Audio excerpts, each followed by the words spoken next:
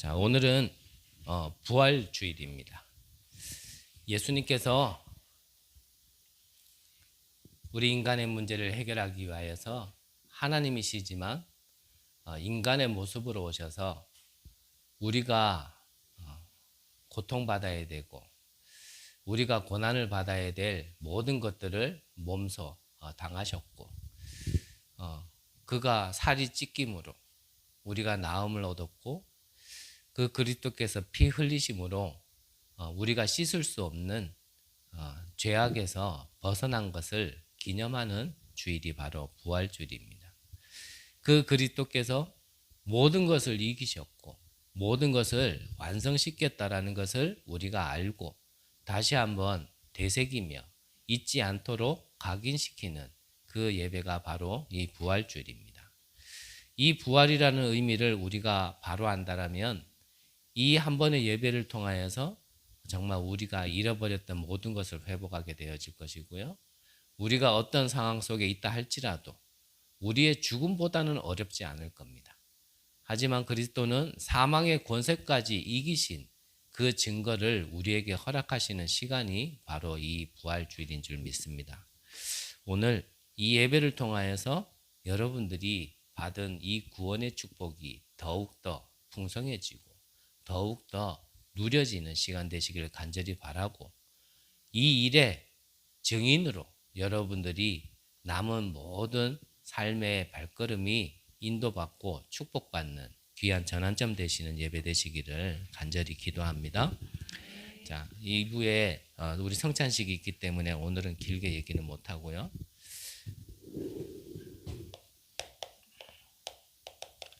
먼저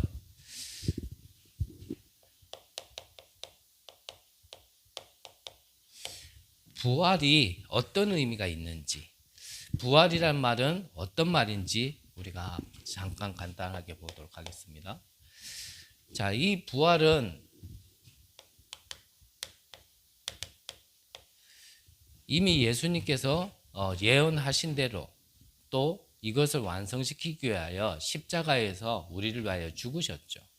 그러시면서 말씀하셨습니다. 내가 다 이루었다 하셨습니다. 자, 저는 늘 말씀드립니다. 왜냐하면 제가 지난날 신앙생활이라고 했고 복음이라고 알고 있으면서 해왔던 시간들이 적지 않은 시간 동안 저는 복음을 알지 못한 상태에서 그게 복음이라 생각을 하고 지금까지 지내왔었고 그 오해된 복음 속에 내 기준 되어지고 내가 가진 가치관 따라서 저는 이게 응답이라고 생각을 했고 저게 응답이라고 생각했던 걸 계속 구하였을 때는 응답이 없던 시간들을 적지 않게 보냈던 사람으로서 또 말씀드릴 수밖에 없습니다. 다 이뤘다는 뜻이 무엇인가? 다 이뤘다는 말이 무엇을 다 이뤘는지를 그 내용을 알아야 다 이뤘단 말이 나에게 실제로 적용이 되어지고 응답으로 와지겠죠. 우리 인간의 진짜 문제,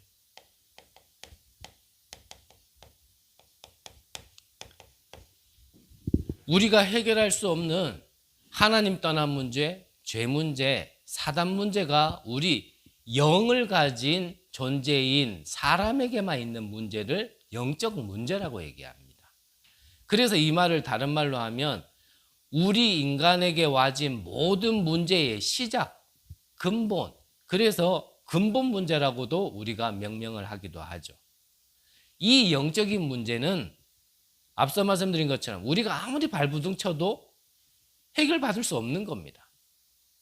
이 영적인 문제로 인하여 와진 저주와 재앙은 모르고도 당할 수밖에 없지만 알고도 피할 수 없는 문제가 바로 이 영적인 문제로 인한 여러 가지의 어려움들이죠. 근데 이거를 성경에서만 얘기하고 있단 말이죠. 다른 데서는 얘기하지 않아요. 이 사단의 실체와 사단의 역사를, 사단의 존재를 성경에서만 선포하고 있고 그 문제의 유일한 답을 성경에서만 말하고 있단 말이죠.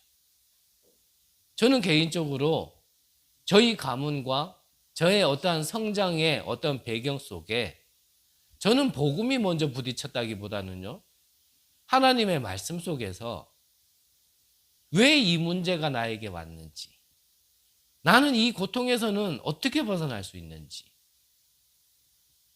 거기에 대한 해답은 둘째치고 해결은 둘째치고 왜 왔는지만이라도 알면은 좀 그나마 속이라도 시원하고 뭔가 답답하면서 조금은 벗어날 수 있을 것 같은데, 나는 왜 이렇게 살 수밖에 없는지, 내가 원하지 않는 것들이 왜 이렇게 자꾸 찾아오고 내가 원하지 않았던 이런 삶들의 삶 속으로 내가 계속 들어갈 수밖에 없는지에 대한 굉장히 답답함이 처음으로 말씀에서 부딪혔어요.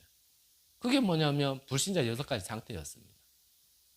다른 건 다 모르겠고요. 이 대물림이라는 것이, 이 영적인 대물림이라는 것이 저는 우리 가문을 보면서 눈으로 확인하고 귀로 많이 들었던 것들을 확인했거든요. 원치 않았던 이 흑암이 우리 할머니가 받아들이지도 않았는데 우리 할머니에게 어느 날 갑자기 들어왔어요. 가진 거 없는 가문이었지만 나름 최씨 가문이라고, 양반 가문이라고.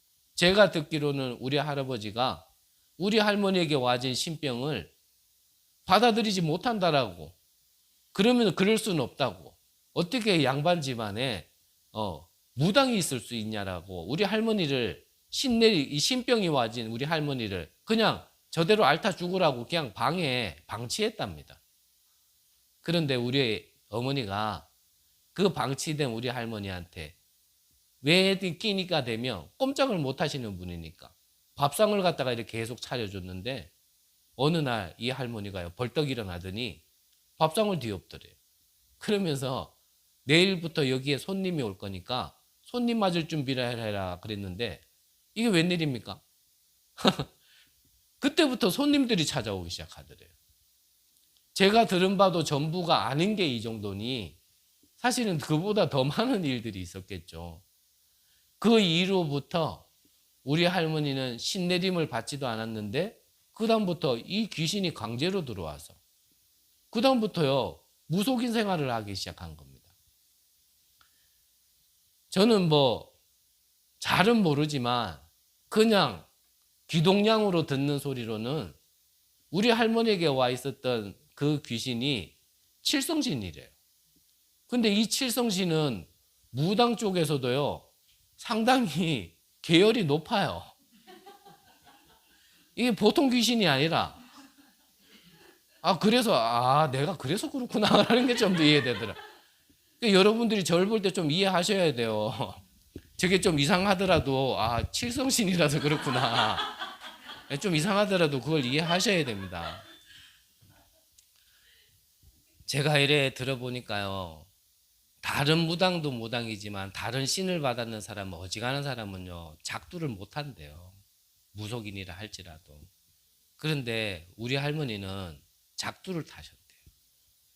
작두를. 우리가 참 칼에 살짝만 베어도 아프다고 난리치는데 우리 할머니는요 작두 위에서 춤을 추셨다네요. 참 대단한 능력을 가지셨어요. 그 배경 속에 우리 아버지 삼형제가 계셨는데 그 맏아들이 어떻게 갔는지, 그 둘째 아들이 저희 아버지였는데 우리 아버지가 우리 오형제거든요. 왜 저 위로도 형님들도 계시고 누님들도 계신데 왜 내가 보는 앞에서 그랬을까? 저는 그때 너무 어렸기 때문에 그냥 선반 위에서 뭘 하나 꺼내가지고 칼로 이래 따가지고 마시는데 저는 그게 뭔지도 모르는 나이였어요. 마지막까지 제가 우리 아버지를 봤던 마지막의 기억은 그냥 말 그대로 피바다였습니다. 그랬던 우리 또 고모도 계셨다 하더라고요. 이 고모도 그 후에 그 삶이 어떻게 됐는지. 근데 그게 우리 형제들 각각에게 와져있던 모습들, 그 할머니에게 있었던 그 신이 신이라고 하는 이 귀신이 우리 누님에게도 와 있었던 겁니다. 근데 그것도 우리의 자녀들에게, 우리 큰형님의 자녀에게, 우리 작은형님에게 자녀에게, 뭐 물론 하나님의 주권이고 시간표지만 그 누님들에게 있는 자녀들이 이게 그대로 대물림을 보면서요, 제가 그냥 어느 날 뭔가가 번쩍 끓더라고. 내가 다른 건 몰라도 그때 결심을 한 겁니다. 제가 돈이 있다라면 내 자녀에게 돈이라도 물려주겠는데 저는 돈도 없죠. 지식이라도 있으면 지식이라도 물려주겠는데 저는 그것도 없죠. 다른 배경도 없어요. 근데 이 피할 수 없는 이 재앙을, 이 저주를, 이거를 물려주는 거는 뭐 영적인 거는 그 당시에 잘 몰랐고요. 일단은 아비로서 그거는 아니다. 우리 가문과 내 성장 배경 속에서 봤던 이 재앙을 과연 우리 자녀에게 물려주는 게 맞겠나? 그때 수준도 안 되고 자격도 안 되고 능력도 없는 제가요, 무슨 그렇게 결심이 갑자기 섰는지 그 당시에 목사님을 찾아가서 말씀드린 겁니다. 목사님, 제가 저를 아시니까 제가 교육자들 마음은 죽어 없습니다. 하지만 우리 가문에 내려오는 이 재앙만큼은 정말 좀 끊고 싶습니다. 우리 다락방 안의 훈련 시스템을 보니까 가장 많은 시간과 가장 많이 집중할 수 있는 게 총회신학교인데 거기 가서 좀 훈련 좀 받고 우리 가문에 이 대재앙 좀 끊을 수 있도록 훈련 받을 수 있도록 허락해 주시면 안 되겠습니까? 그랬더니 목사님께서 얘기를 쭉 들으시더니요, 딱 얘기하시더라고요. 안 돼. 저는 이해해요. 당연하지. 나 같은 인간이요, 신학 잘못했다면 큰일 나거든요. 지금은 이름이 바뀌어서 RTS지만 나 같은 인간이 그 RTS 가가 물 흘리면 큰일 나잖아요. 처음에는 당연하게 받아들였어요. 근데 이건 아니다. 다시 한번 찾아갔어요. 저 그렇게 용기 있고 결단 있는 사람이 아니거든요. 다시 찾아갔어요. 목사님, 다시 한번 부탁드립니다. 다른 의도 아무것도 없습니다. 바라는 거 아무것도 없습니다. 이 재앙이 내게서 끊어지지 않으면 분명히 후대에게 전달되어질 텐데 이거 좀 끊을 수 있도록 제가 먼저 세워지는 훈련 속에 들어가게 하시면 안 됩니까? 목사님이 말씀하셨습니다. 안 돼. 근데 희한하죠. 또 찾아갔어요. 다시 한번 말씀드리면 저는 그런 사람이 아니거든요. 또 찾아가가지고 말씀드렸어요. 목사님, 정말 다른 생각 아무것도 없습니다. 정말 다른 동기 아무것도 없습니다. 정말 훈련만 받을 수 있도록 좀 허락해 주시면 안 되겠습니까? 그래서 가게 되어진 거예요. 그래서 저에게는 복음 이전에요, 하나님께서 이 복음이 왜 오직 해야 되는지에 대한 저는요, 그 과거가 배경이 됐습니다. 그거를 몰랐을 때는 저는 원망 많이 했거든요. 나는 왜 이런 가문에서 태어났을까? 나는 왜 이런 선장 배경을 가지고 있을까? 남들에게는 김밥 먹는 게 당연한데 나는 왜 그게 특별해야 될까?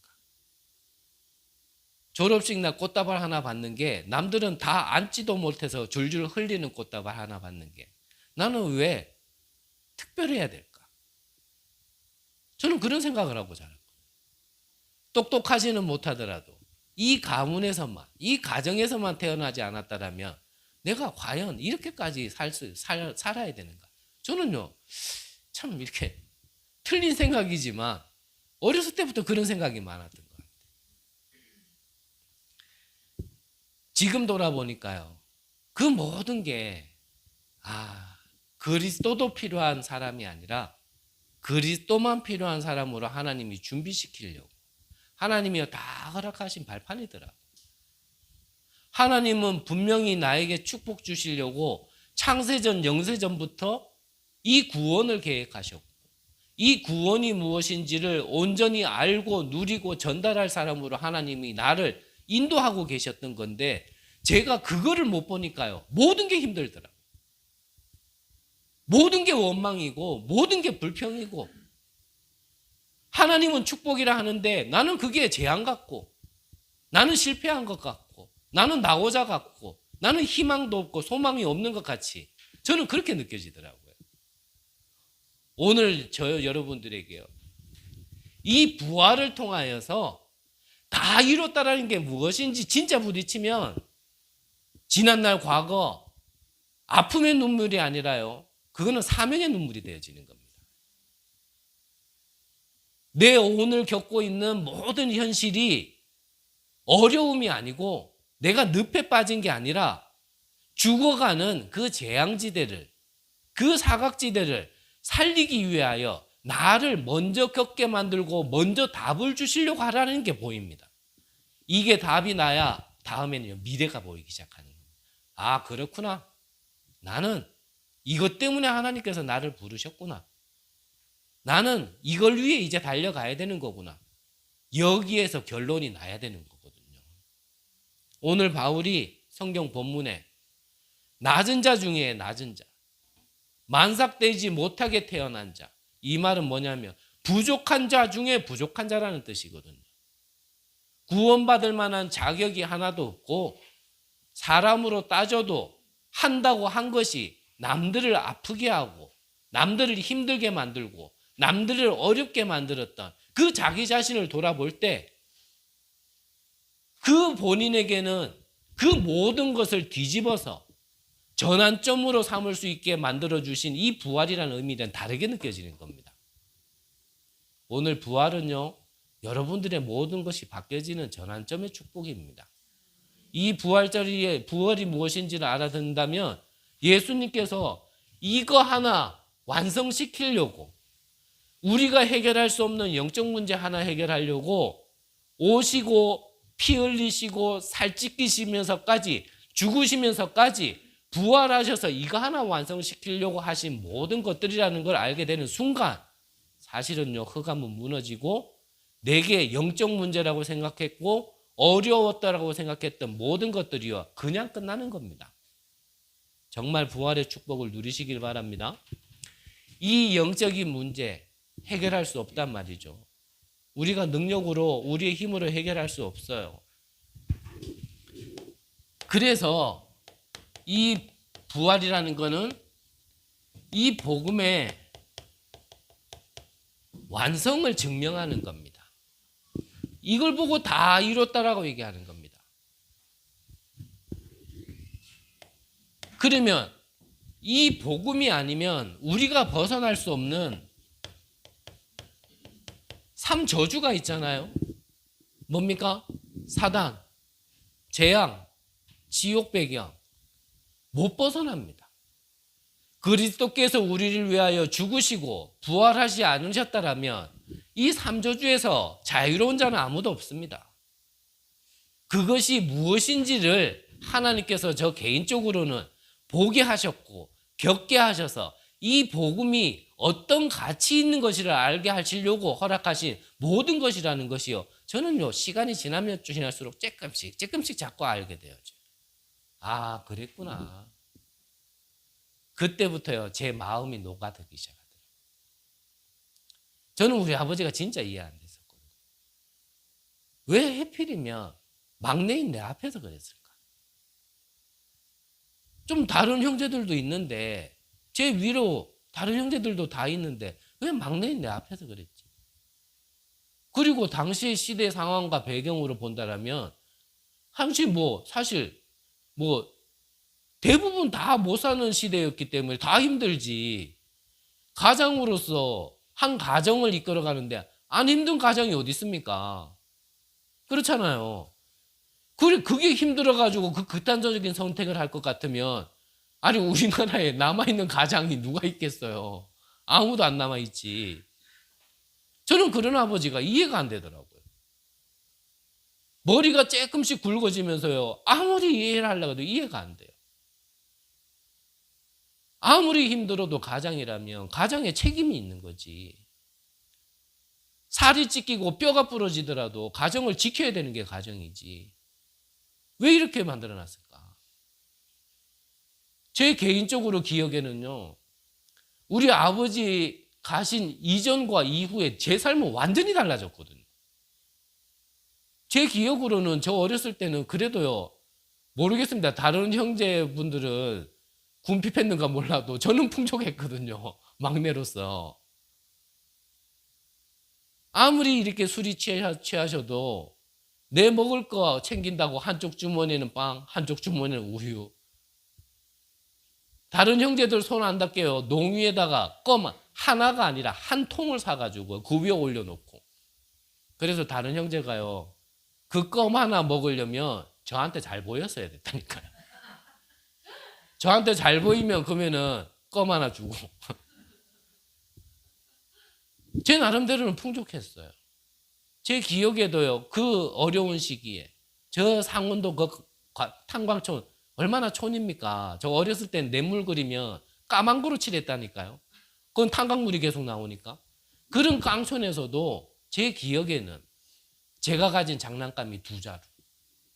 그게 제 기억이었어요. 우리 아버지 전에는, 가시기 전에. 근데 그 이후로부터는요, 모든 게 달라졌어요. 우리 아버지 그렇게 가시고 늘 놀던 숲이었고 놀이터였는데, 높지도 않은 곳에서 제가 떨어졌는데 그냥요, 팔이 부러진 거예요. 그냥 놔두면 되는데, 그때 어른들 뭐 지식이 있습니까? 빠진 거다 이래가지고요, 그 10살도 안 된 그 조만한 팔을 어른 몇 명에서 잡아당긴 거예요. 저는 맨정신으로 그 고통을 다 이겼어야 돼요. 가만히 놔뒀으면 간단하게 그냥 붙일 걸 잡아당겨 놓으니까 이게 완전히 뼈가 작살이 나고 그 부위의 조직이 완전히 박살이 나버린 거예요. 저는 이제 그때부터는 이제 육신으로 얘기하면은 정신이 나갔고, 영적으로 얘기하면은 그동안 있을 수밖에 없는 영적 문제가 다 왔고, 그 이후의 삶은 다 일일이 시간이 없어 얘기를 못 하겠어요. 근데 그게 중요한 것도 아니고요. 옛날에는 이런 것들이, 제가 복음을 제대로 이해 못했을 때는 예수 안 믿어? 이렇게 산다. 이렇게 제가 써먹었거든요. 안 믿으면 큰일 난다. 이렇게 산다. 저는 그게 복음인 줄 알았어요. 근데 지금 지나보면 그게 중요한 게 아니에요. 그런 걸 통해서라도 왜 복음이어야 되는지를 아는 게 중요한 거지. 저는 진짜 그 이전과 그 이후가 너무 달랐거든요. 못 피합니다. 알아도 벗어날 수 없습니다. 그래서 그리스도께서 오시고 성경대로 죽으시고 성경대로 살아나심으로 이 복음을 완성시켜 주신 겁니다.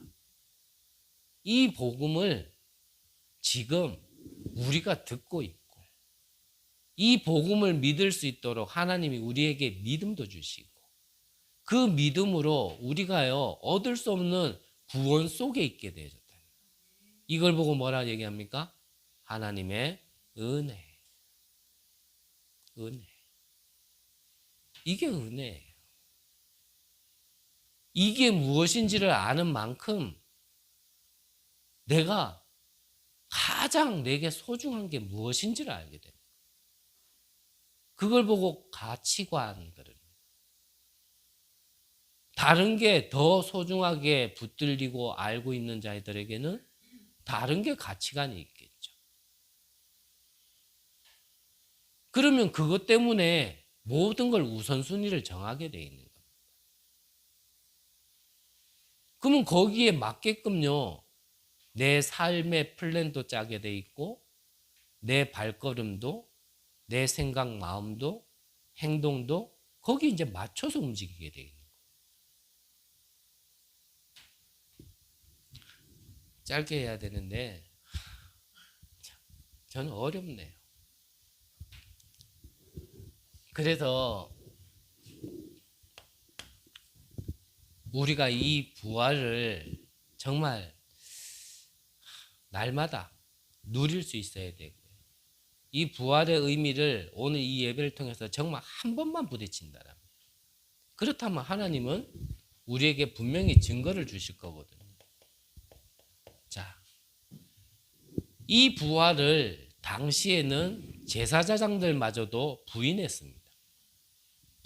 그래서 여러 가지 설을 만들었죠. 그 중에 하나가 뭐냐면 기절설이.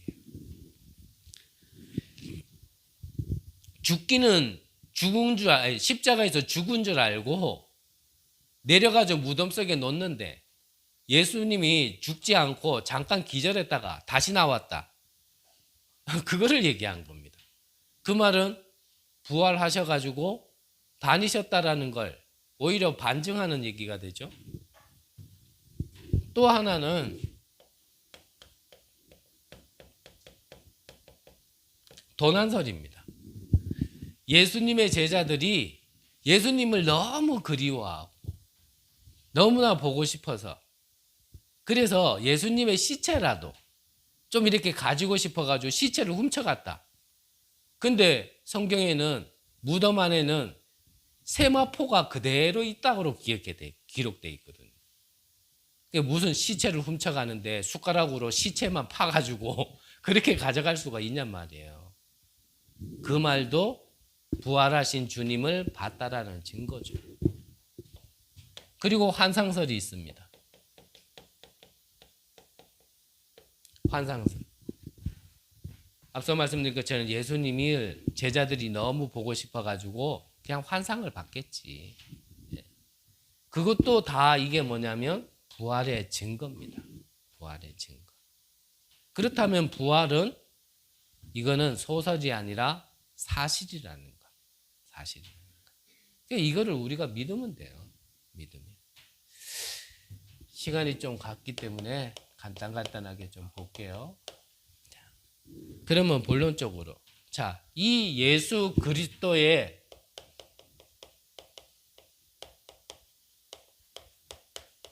이 부활 사건은 어마어마한 인류 역사 속에 있을 수 없었던 그런 아주 중요한 것을 전달하는 부활 사건이죠.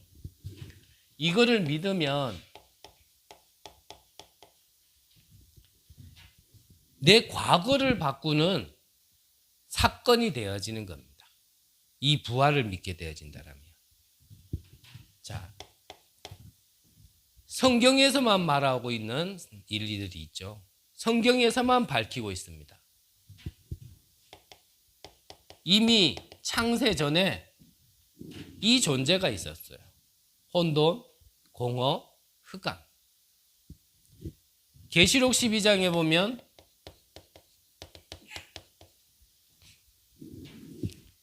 옛뱀, 마귀, 사탄이라 하는 존재가 이미 있었다라는 것을 어디에서 봐요? 성경에서만 말씀하고 계십니다. 에베소서 2장 1을 보니까 이 존재가 하나님을 대적하여 쫓겨났는데 이 세상을 지금 붙잡고 있다. 그래서 공중권세 잡은 자를 따랐다라고 지금 성경에서만 얘기하고 있는 겁니다. 지금 세상에요. 똑똑한 사람들도 이거 몰라요. 이거를 모르니까 자기들은 한다고 하는데 여기에 잡혀가지고 자꾸 한단 말이죠. 그 결과 많은 사람들이 어떻게 살고 있습니까? 나, 육신, 성공이라는 이 사단의 함정에 빠져서 전부 다 살고 있는 거예요. 함정에.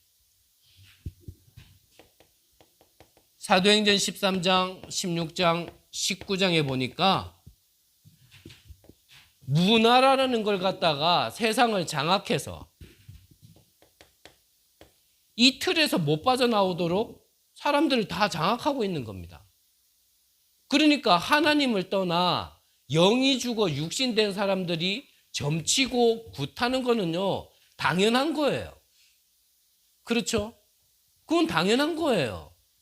잘못된 거 맞지만 잘못됐다라고만 얘기하면 안 돼요. 하나님을 떠나 있었기 때문에 그 영의 주인은 사단이기 때문에 점치고 굿하고 비는 건 당연한 겁니다. 부적 쓰고 멀쩡한 사람이 저 고급차를 차가지고는요, 차 옆에 세워놓고 거기다가요, 바퀴마다 막걸리 뿌려야 되고 돼지머리 걸어놓고 절할 수밖에 없는 거는 그건 당연한 겁니다.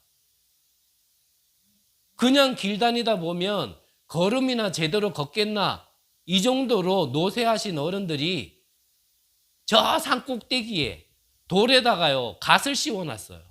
그래서 갓바위라고 합니다.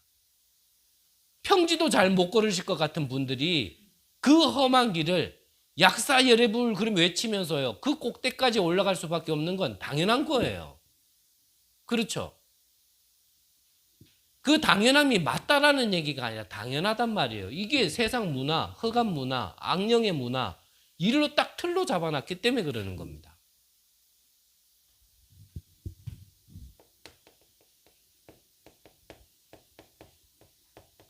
불신자 6상태. 이게 운명이라는 걸로 올무되게 살 수밖에 없는 사람이 바로 하나님 떠난 사람의 삶이란 말이죠. 저는 앞서 말씀드린 게 이거를 얘기한 거예요. 그 앞전에는 제가 성경을 깊이 몰랐고 영적인 문제라는 걸 잘 몰랐고 복음이라는 건 더 몰랐을 때는 처음으로 부딪힌 게 저는 이거였어요. 아, 이게 내가 그러는 게 아니구나. 이게 하나님 떠나 있는 상태 속에서 나도 모르게 뭔가를 자꾸 찾는다고 찾는 게 우상을 찾을 수밖에 없었고 자꾸 하나님을 못 찾으니까 틀린 거를 찾을 수밖에 없었구나. 그러니 점점점 정신적으로는 문제와지죠. 그 내면에 싸우고 싸워왔던 것이 어느 날 육신에요, 삶으로요, 그냥 드러나는 거예요. 그게 이제 막 무너지기 시작하는 거죠. 근데 이게 죽어서도 끝나지 않는 문제는 후대까지도 그대로 전달되어진다. 저는요, 이걸 어떻게 하셨지? 이걸 어떻게 알고 우리 가문과 내 개인에게 있는 문제를 하나님이 어떻게 알고 미리 이렇게 다 말씀해 놨지? 저는요, 그게 먼저 부딪히기 시작해요. 그래서 다른 방법이 없다라는 거예요. 우리 랩런트들은 잘 모를 거예요. 왜 하나님을 만나면 안 되는지, 못 만나면 안 되는지, 하나님 떠난 삶이 어떤 삶이라는 게 무엇인지, 하나님 떠나서 사단에게 잡힌 이 생각과 마음이 나도 모르게 자꾸 뭔가 집착으로, 뭔가 자꾸 중독으로, 그게 본인이 그러는 게 아니라니까요. 대부분요, 그 사람이 그랬다 그래 생각해. 그렇지 않다니까요. 말씀드렸잖아요. 요즘 일어나는 시대의 사건들을 보세요. 딱 보이지 않는 이 악령의 역사 아닙니까? 요즘 뉴스만 보면요, 이제는 너무 허다하게 나타나요. 이유 없어요. 이유가 없다니까요. 부부가 여행 가다가 왜 자기 와이프를 갖다가 바다에 던집니까? 그걸 왜 던졌냐? 이유가 없다니까요. 어린 아이를 납치해서 왜 토막살인을 하냐? 이유가 없어요. 저 일본에서는요, 어려움을 겪는 많은 사람들이 호소의 글을 보고 한 사람이 돕는다고 도왔어요. 살기 너무 힘든 사람들을. 어떻게 하면 죽을 수 있을까? 이러는 사람들을 돕는다고 도왔어요. 자기 집으로 불렀어요. 그래서 어떻게 도왔는 줄 압니까? 네, 죽여줬어요. 그것도 몇 사람이나, 열 몇 명이나. 그러면서 잡혀서 이 사람이 하는 말이 나는 이 사람들을 도와준 거다. 참, 이해가 안 되는 세상이죠. 얼마 전에도 그냥 초등학생 2명이 편의점에서 라면을 사가지고 그 아파트 벤치예요. 어디 어색한 데도 아니고 거기서 라면 불도록 잠깐 기다리는 사이에 고등학생이 그 아이에게요 흉기를 휘둘러가 상해를 입혔어요. 그 고등학생을 잡아서 왜 그랬냐 물어보니까 그냥 화가 났어. 뭐 때문에 화가 났냐? 이유가 뭐냐? 없다니까요. 영적 문제 속에 이게 마음 생각이 잡힌다는 말을 이해하셔야 돼요. 그거 이해가 안 된다라면 하나님 떠났다라는 것, 원죄라는 게 이해가 안 되는 거예요. 그 인격을 사단이 잡았다라는 게 이해가 안 되는 거예요. 그게 이해가 안 되면요, 그리스도도 이해가 안 되는 겁니다. 왜 그리스도가 오셔야 되는지를 모르는 거예요. 여러분들 안에 그런 분들 없으시길 바라고요. 이거 없이 예배 드리니까 사실 무슨 응답이 오겠냔 말이에요.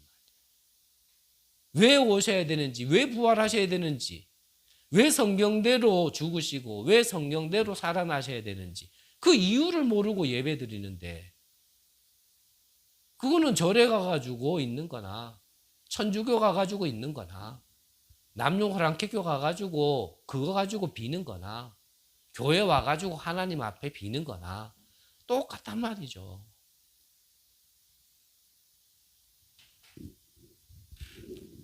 이 문제를 해결하기 위하여 그리스도가 죽으시고 부활하신 거란 말이에요. 그래서 다시 한번 말씀드립니다만, 혼돈, 공허, 흑암을 해결할 길을 하나님께서 말씀하신 거예요. 빛이 있으라. 그 빛이 임하니까 물러가라 물러가라 해서 물러간 게 아니라 그냥 물러가게 된 거예요. 정리하려고 노력한 게 아닌데 혼돈 속에 있던 게 그냥 정리돼 버리는 겁니다. 저는 조금 안타까움이 있습니다. 왜 이 말이 그렇게 어려운가? 우리 인간이 아직도 뭐를 해가지고 구원 얻는다라는 생각 속에 흑암을 걷어져야 비단으로 들어갈 수 있다 생각을 하고, 이 혼돈이 정리되어져야 뭔가 하나님의 은혜 속으로 들어간다고 생각을 하는데, 이 말이 그렇게 어렵냔 말이에요. 그건 내가 아무리 하려고 해도 안 된다니까요. 그래서 빛을 주신 겁니다. 근데 자꾸 거꾸로 생각하는 것 같아요. 저는 좀 마음이 아파요, 진짜. 뭔가 자꾸 하려고 그래요. 뭐 할 만큼 뭐 있습니까? 죄송합니다만. 뭐 할 만큼 뭐 능력이 있습니까? 바울도 오늘 성경에 뭐라고 했습니까? 만삭되지 못해 태어났나. 사도의 칭함을 받기에도 부끄러운 자식. 우리가 하나님 앞에서 나를 내비친다라면 뭐를 얘기할 수 있는 존재 아닙니다. 더군다나 남에게 뭐라 말될 수 있는 존재 아니거든요. 거저로 받은 은혜로 그냥 구원 얻은 거지 우리가 뭐가 조건이 있어서 아니란 말이에요. 근데 뭔가가 아직까지 있으니까 이래야 된다 저래야 된다 이게 맞다 저게 맞다.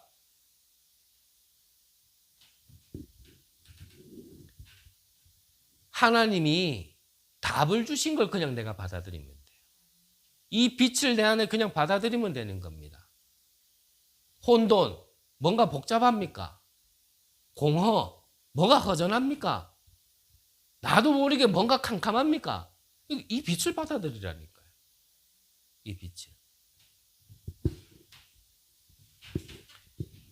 이 빛으로 요한복음 1장 1절에서 11절에 보니까 이 빛이 생명의 빛으로, 세상을 비추는 빛으로, 참 빛으로 오셨는데 세상이 이걸 알지 못하더라.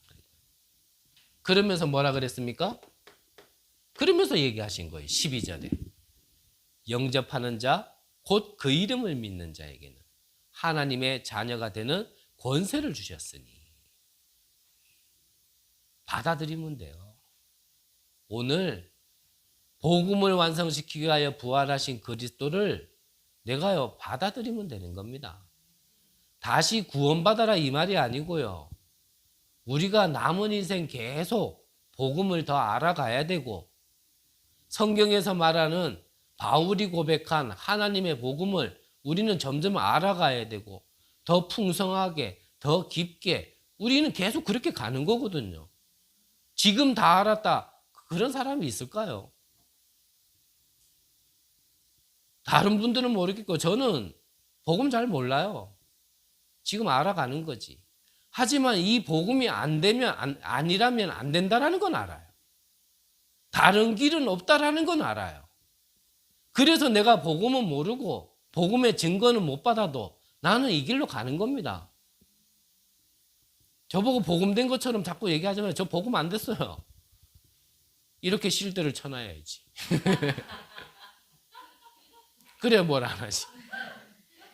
뭔가 복음만 얘기하면 니는 그 복음이가 니는 잘하나. 저 못해요. 근데 복음이 맞잖아요. 예수가 그리스도 맞잖아요. 그분이 모든 거 이룬 거 맞잖아요. 그래서 그걸 향해 달려가는 길이잖아요. 저도 그렇고 여러분들 아멘 된다라면 좀 부족한 사람들끼리, 연약한 사람들끼리 이제 시작하는데 된 것보다는 안 된 게 훨씬 더 많을 텐데 그걸 좀 품어주고 기다려주고 그거 손잡고 같이 가자는 게 그래 힘든 말이냔 말이죠. 나중에 광고 드릴 때 말씀드리려고 그러는데 이번 주 노회 때 우리 교회가 설립되도록 허락해 주셨어요. 노회와 목사님들께서 허락해 주셨어요. 저는 그 마음에 뭐 기쁘다 뭐다 그런 게 없었습니다. 하나님께 감사함은 있어요. 안 기뻐서 안 기쁜 게 아니고 근데 제 마음에 무슨 마음이 드냐면 지금부터 시작이다. 이제부터 시작이다. 이전까지는 준비였다. 그러면 이제부터 시작이다. 뭐부터 시작해야겠냐?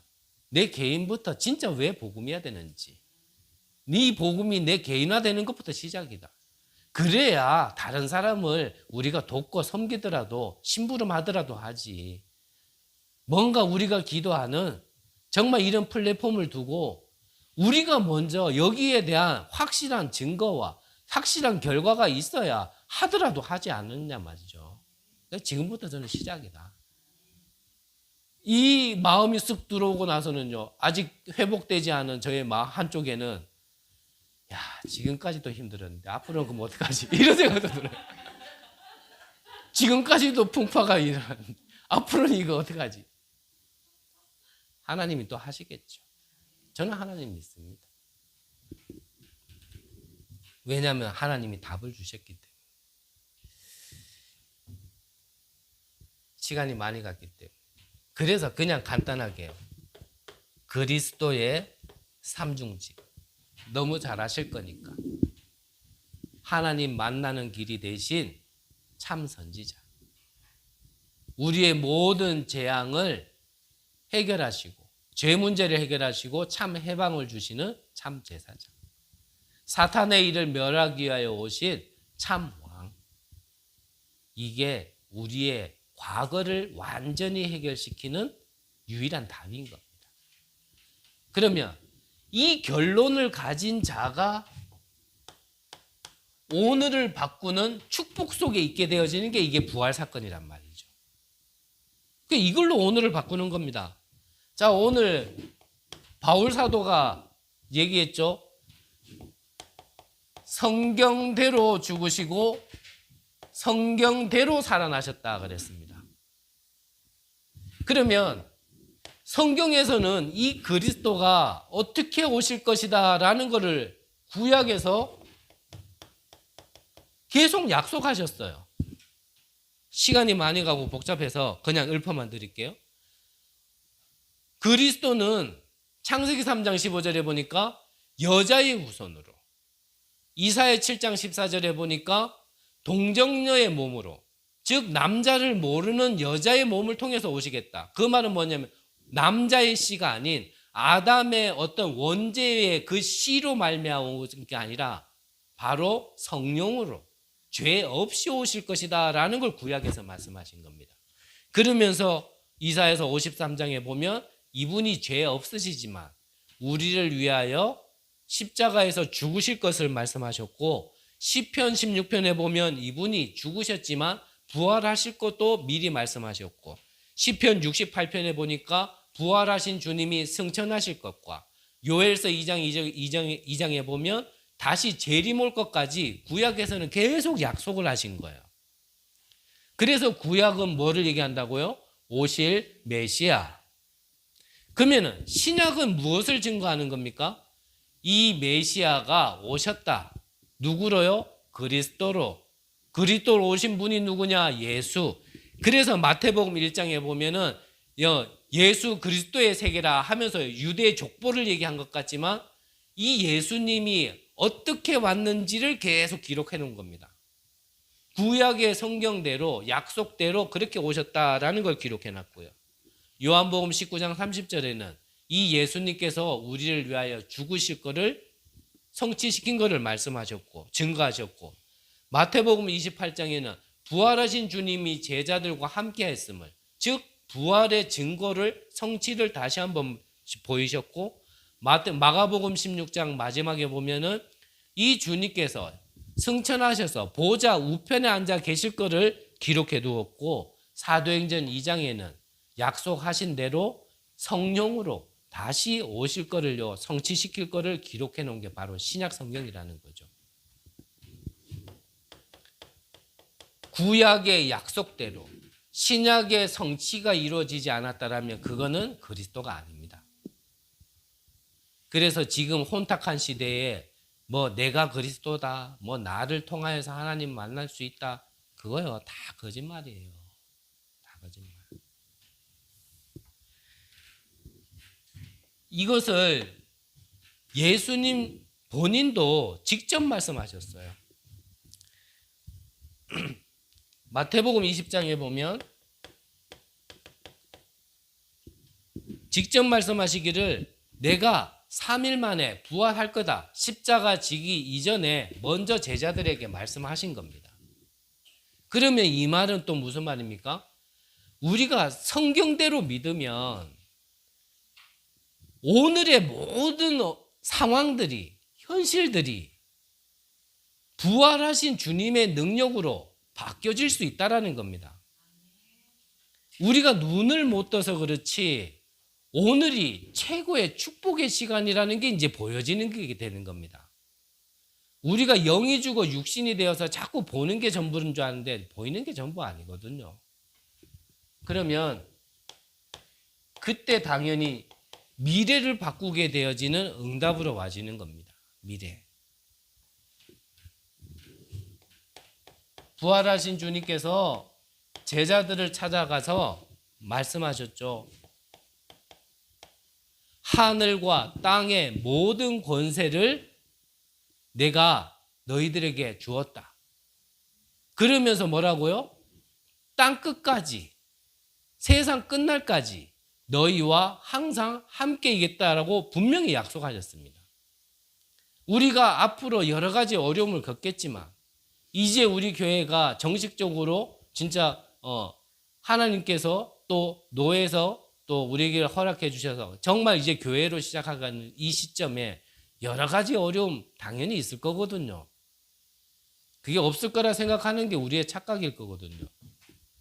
하지만 하나님께서 하늘과 땅의 모든 권세를, 그것 가지신 분이 항상 너희와 함께 있으리라라고 말씀하셨거든요. 마가복음 16장에도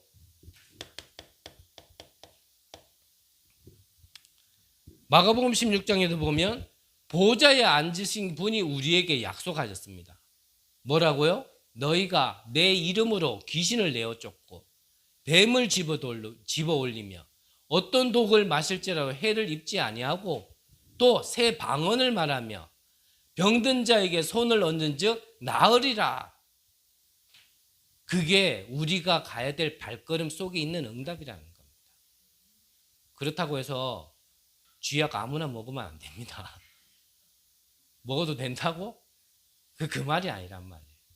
어떤 어려움 속에서도 보좌에 계신 분이 함께 하시겠다라는 거예요. 그래서 안희숙 여사는 그렇게 말했잖아요. 병들어서 이제 암 걸렸다 그러니까 너무 기뻐했다. 이유가 뭐죠? 내가 드디어 천국에. 보통 천국 믿고 구원받은 거 믿지만 암 걸렸다. 어머머머머머. 이제 내 죽는 거가.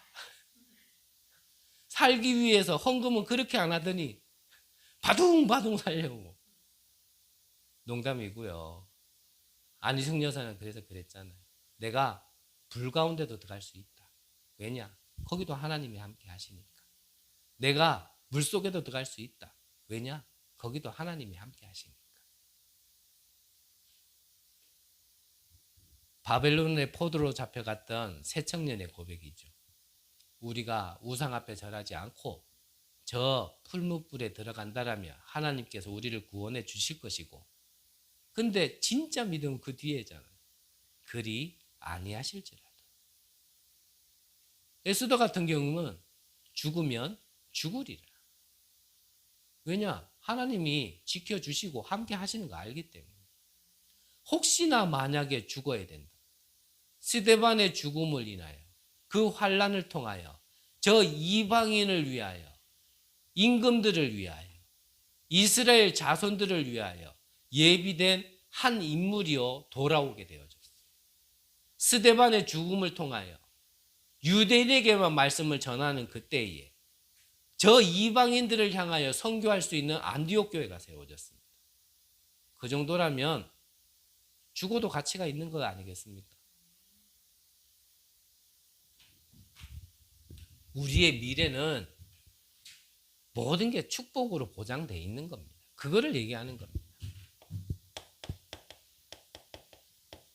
사도행전 1장 3절에도 하나님의 나라, 8절에는 오직 성령의 권능으로 땅끝까지 증인, 믿으시기를 바랍니다. 내 모양이 오늘은 이렇다 할지라도 이 모든 것의 끝은 이 미래가 기다리고 있구나. 내 수준 상관없이, 지금 내 상태 상관없이 나의 발걸음의 끝은 하나님께서 그렇게 계획하셨고 나를 하나님의 주권 속에 인도하고 계시기 때문에 내가 열심히 해서 이 안으로 들어가지는 게 아니고 이 안에 들어가도록 하나님께서 나를 주인 삼고 계시는구나. 그러니까 바울이 고백했잖아요. 전쟁이냐 기근이냐 어떤 것이라 할지라도 그리스도의 사랑에서 우리를 끊을 수 없으리라. 바울은 확실하게 알고 있었어요. 그러니까 내가 로마에도 와야 하리라. 내가 로마에서도 증거해야 하리라.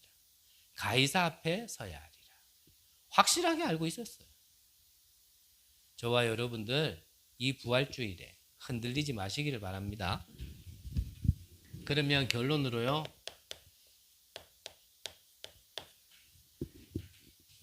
우리는 항상 크리스마스죠.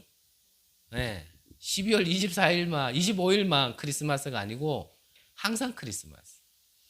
그것처럼 우리는 매일이 부활인 겁니다. 매일이. 그렇다면 매일 이 부활의 축복을 누리기 위하여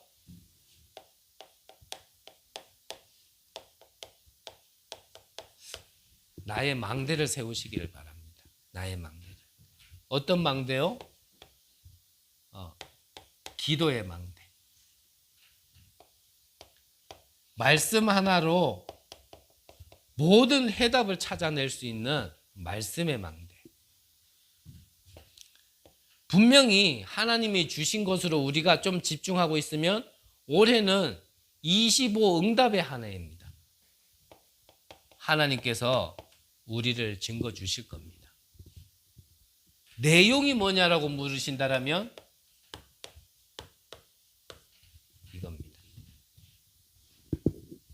내게 날마다 이 부활로 완성시킨 복음이 내 안에 계속 심겨질 수 있도록. 다시 한번 저의 말을 믿지 마시고 성경을 약속으로 믿으시고 하나님께서 주신 답을 내 안에 계속 심어보세요. 정말 나의 영적 문제가 어떻게 되어지는지, 어렵다고 하는 이 환경이 어떻게 변하는지, 눈으로 변하는 변화가 아니라 보이지 않는 응답과 보이지 않는 변화가 시작되어질 겁니다. 이 축복으로 정말 여러분들을 향한 여러분들의 현장, 여러분들의 망대, 그 축복이 세워지고 응답받는 귀한 은혜 있으시기를 간절히 기도합니다. 기도하겠습니다. 하나님 감사를 드립니다. 허물과 죄로 죽었던 우리를 살리시려고 영세 전에 그리스도를 통한 복음을, 이 구원을 완성시키시고 또 우리에게 이것을 믿을 수 있도록 허락해 주시고 이 축복 속에 있게 하심을 너무나 감사를 드립니다. 이 부활절을 통하여서 우리가 잃어버렸던 모든 것들이 되살아나는 은혜를 허락하여 주시옵소서. 지금까지 우리가 무지하여 몰랐던 것들을 성령께서 가르치시고 생각나게 하신다고 하셨으니 오늘이 그날이 되게 하여 주옵소서. 이 언약을 붙들고 세계를 변화시킬 수 있는 응답을 받았던 마가다락방의 축복이 지금 시작되게 하여 주시옵소서. 살아계신 예수 그리스도의 이름으로 기도드립니다.